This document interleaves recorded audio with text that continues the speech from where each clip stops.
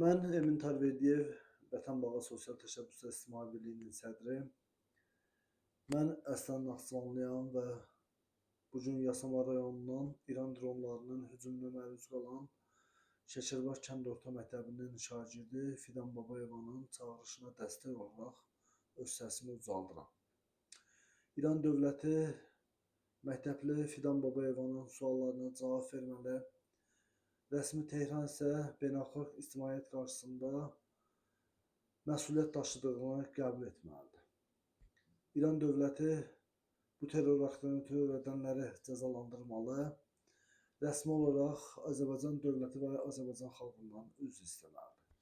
Bu ona görə vacibdir ki, məktəb və məktəblilər bir daha terrora məruz qalmasın. Bu ona görə vacibdir ki, fidanlar su şəraitində təhsil alsın. Bu ona görə vacibdir ki, məktəb və məktəblilər hədəf olmasın.